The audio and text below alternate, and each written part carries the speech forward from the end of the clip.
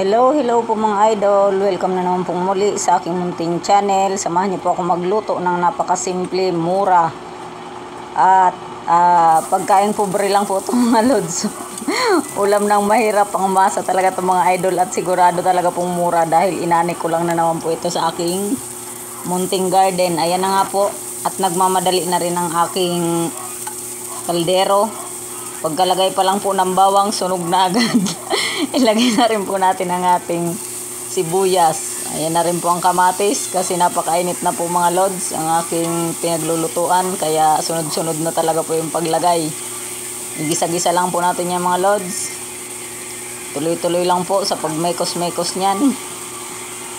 Okay na po yan para sa akin. Kasi ang lakas po talaga ng apoy, hindi mahinaan.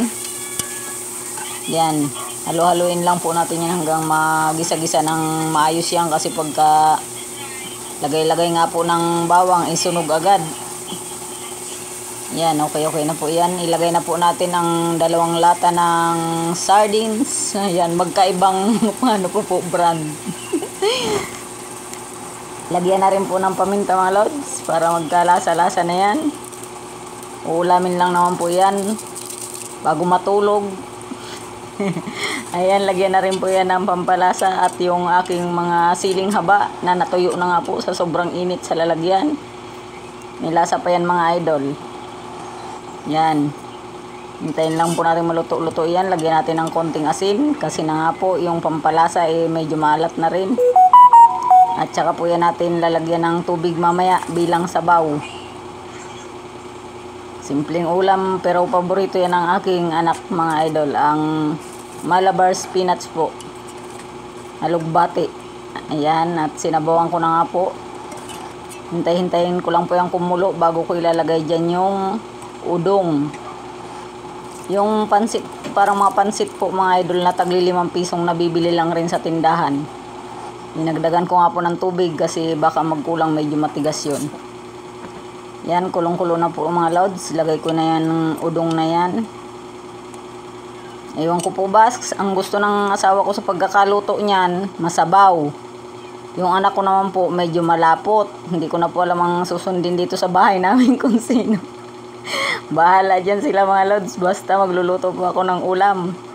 Ayan nga po ang aking mga naaning alugbati kasi ang dami na. Sayang naman, natutuyo lang po kahit araw-araw kong diligan mga idol sa sobrang init talaga.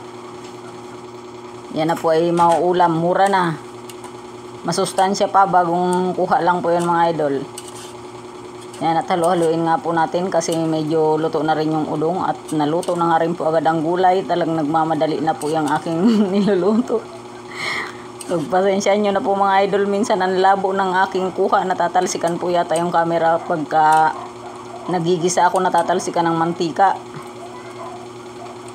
Yan, at tikman-tikman lang rin po natin at baka naman kung ano na ang lasa niyan. Lasang sardinas pa rin po yung mga lods. Ayan.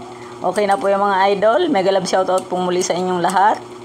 Maraming salamat pong muli sa inyo. Sa ating mga kababayang OFW na sumusuporta po sa aking munting channel.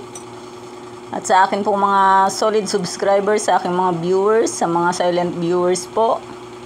At sa mga bago po sa aking channel, maraming salamat pong muli sa inyo mga lods.